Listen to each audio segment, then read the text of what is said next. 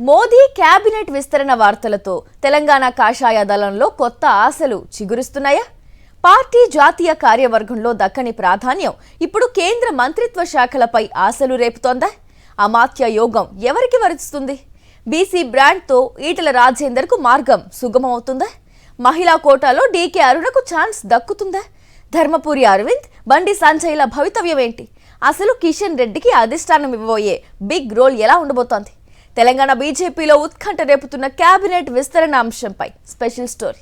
కేంద్ర మంత్రివర్గ విస్తరణ వార్తలతో తెలంగాణ కాషాయ దళంలో ఒక్కసారిగా కాక మొదలైంది. మొన్నటి వరకు పార్టీ జాతీయ పదవులపై ఆశలు పెట్టుకున్న నేతలకు నిరాశ ఎదురవ్వడంతో ఇప్పుడు అందరి చూపు కేంద్ర కేబినెట్ వైపే మళ్లింది.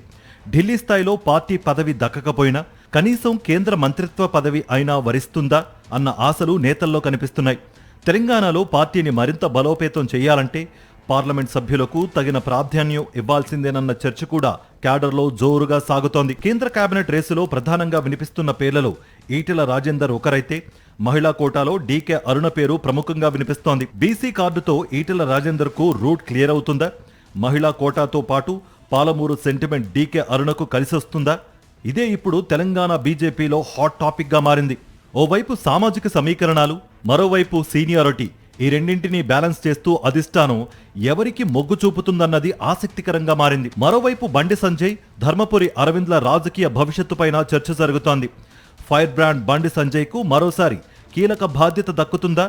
పసుపు బోర్డు తీసుకువచ్చిన ధర్మపురి అరవింద్కు కేంద్ర కేబినెట్లో ఛాన్స్ వస్తుందా? వీరిద్దరి రాజకీయ జాతకాన్ని మార్చే ఆ బిగ్ డెసిషన్ ఏంటి అన్నది క్యాడర్లో ఆసక్తి రేపుతోంది.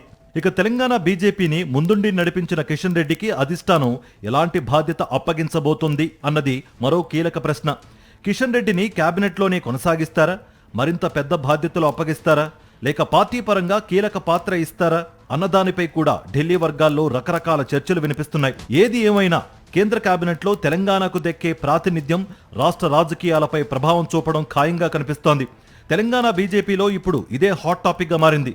అయితే అధిష్టానం నిర్ణయం కోసం మరిన్ని రోజులు వేచి చూడాల్సిందే.